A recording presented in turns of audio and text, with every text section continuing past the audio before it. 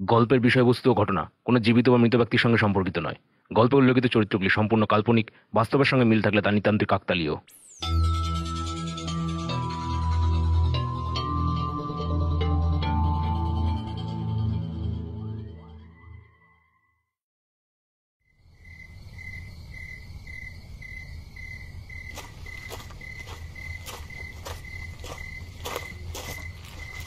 अरे अरे कौन है वहां? हटो जाओ सामने से। अरे हटो। अरे सुनाई नहीं देता क्या? अरे हटो सामने से।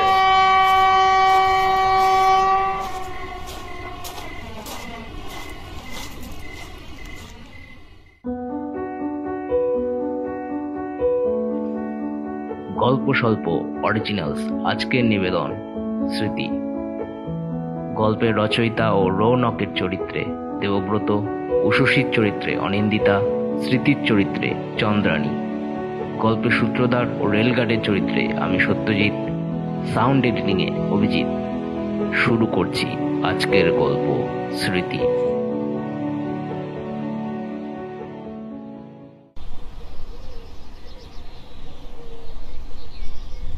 আমার কাছে সব খুলে বল, কি হয়েছে?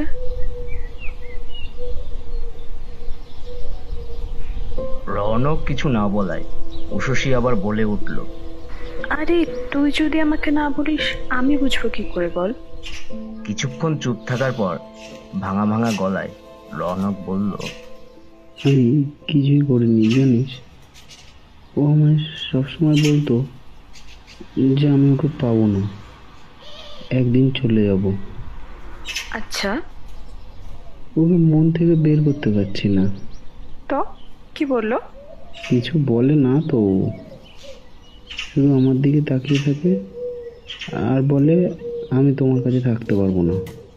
তবে জানিস, ও কিন্তু আমার কথা মন দিয়ে শোনে। আচ্ছা, বেশ, এটা ভালো কথা, কিন্তু ও তো থাকতে চায় না তোর সাথে, তাহলে তুই কেন যাস?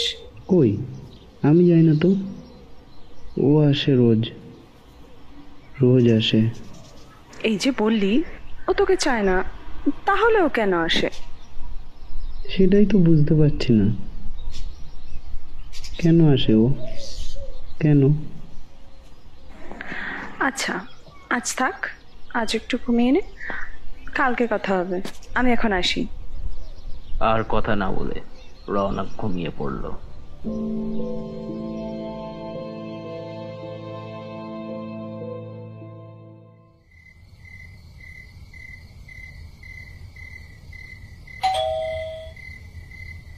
গভীর রাত, হঠাৎ কলিং বেলটা বেজে উঠল। কে? আমি। তাড়াতাড়ি উঠে মেন গেটটা খুলল রৌনক। তুমি এসে গেছো স্মৃতি? এসো এসো, ভেতরে এসো, বলো কেমন আছো? ভালো। কিছু খেয়েছো? হ্যাঁ। আমি না তোমার কথাই ভাবছিলাম জানো। তুমি এত দেরি করলে কেন? তোমাকে না দেখলে আমার খুব কষ্ট হয়, কিছু ভালো লাগে না। তুমি আমাকে ছেড়ে চলে যাবে না তো? আমি তোমার কাছে বেশিক্ষণ থাকতে পারবো না। তুমি রোজই একই কথা কেন বলো বলো তো? আচ্ছা যাও, থাকতে হবে না, যাও চলে যাও। কথাটা শুনে গেট থেকে স্মৃতি বেরিয়ে গেল। রৌনক ওকে ডাকতে ডাকতে ওর পেছন পেছন যেতে লাগলো।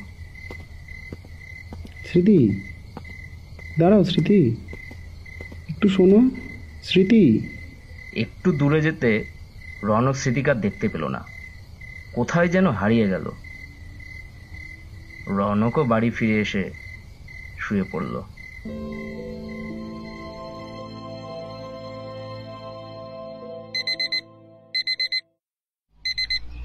হঠাৎ অ্যালার্মের শব্দে ঘুমটা ভেঙে গেল রৌনকের। তাকিয়ে দেখে উষসী তার সামনে বসে আছে। কি ঘুম হলো? হ্যাঁ, জানিস কালো এসেছিল রাতে, কিছুক্ষণ কথা হলো। তো কি বললো? কিছু না, শুধু বললো ও থাকতে পারবে না আমার সাথে। তারপর? তখন একটু রেগেই বলেছিলাম যাও চলে যাও, ও বেরিয়ে গেল। আমি পিছনে গেলাম, কিন্তু কিছুটা যেতে আর ওকে দেখতে পেলাম না জানিস। বুঝলাম। তার মানে কাল রাতে ভালো ঘুম হয়নি। দেখ, একটা কথা বলি, এবার তোকে নিজেকে বদলাতে হবে, ওকে ভুলতে হবে, নাহলে তুই ঠিক হবে কি করে? কেন? আমি তো ঠিকই আছি, কিচ্ছু হয়নি আমার। শুধু ওকে বলে দিস ও যেন না আসে আমার কাছে। ওর আশা বা না আসা সব তোর হাতে। না, আমার হাতে নেই। ও রোজ আসে আর চলে যায়, আমি রোজ রোজ এটা নিতে পারছি না। ওকে বারণ করে দিস। এটা তো তোকে বুঝতে হবে যে ও শুধুই তোর কল্পনা। কিন্তু হুম, কোনো কিন্তু নয়, ওকে চেষ্টা কর ভোলার। পারছি না ওকে ভুলতে, কি করব আমি? তোকে চেষ্টা করতে হবে মন থেকে, সবকিছু মুছে ফেলতে হবে। স্মৃতি প্রতিদিন আসে রনকের সাথে কথা বলতে। ও চলে যাওয়ার সময় রনক ওর পিছু পিছু যায়, কিন্তু কিছুক্ষণ পর স্মৃতিকে আর দেখতে পায় না।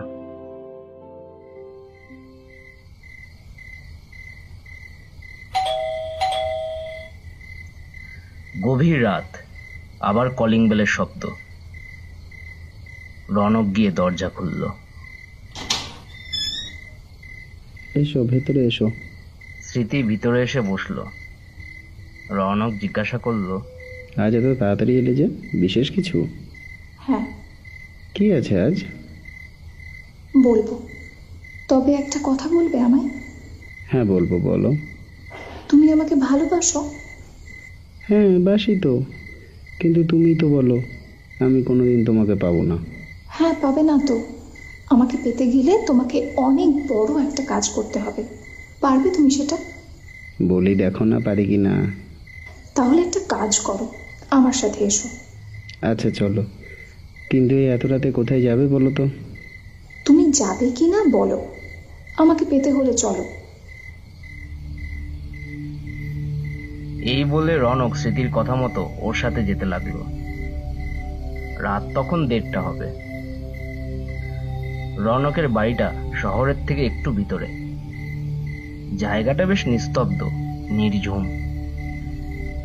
বেড়াতে হলে গাড়িতে বা বাইকে করে যেতে হয়। রনক নিজের গাড়ি নিয়ে বেরোলো।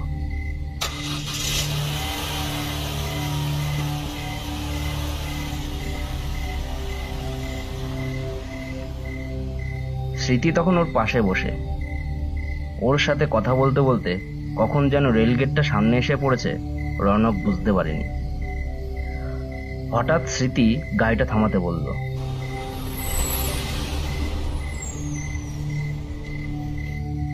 গাড়ি থামিয়ে খেয়াল হলো স্মৃতি পাশে নেই। গাড়ির বাইরে কখন যেন বেরিয়ে গেছে। স্মৃতি রনককে বাইরে ডাকলো। গাড়িটা বন্ধ করে বাইরে এলো সে।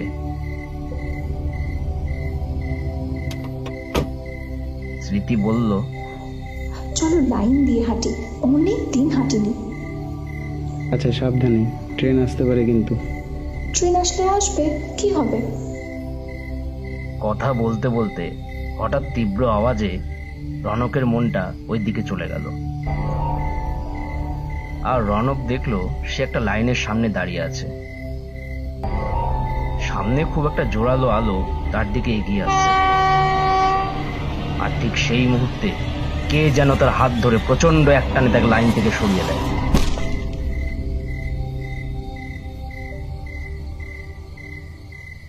इतने रात गए आप यहाँ क्या कर रहे हो? अगर हम ना होते तो हो ही जाता समझो।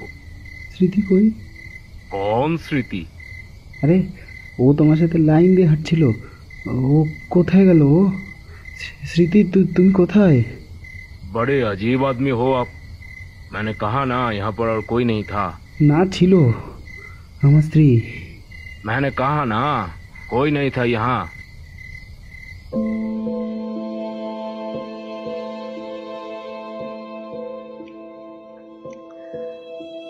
স্মৃতি মারা গেছে আজ প্রায় 1 বছর হলো, একটা অ্যাক্সিডেন্টে।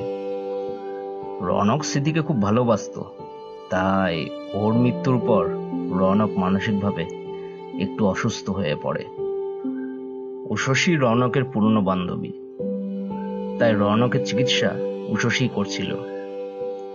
ইউএসএ থেকে সাইকিয়াট্রি পাশ করে এসেছে সে।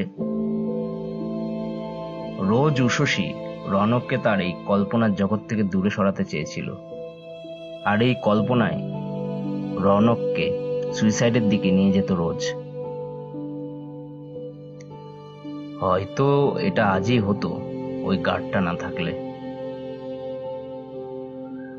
ওই দিনের পর থেকে রনক স্মৃতিকা দেখতে পায়নি।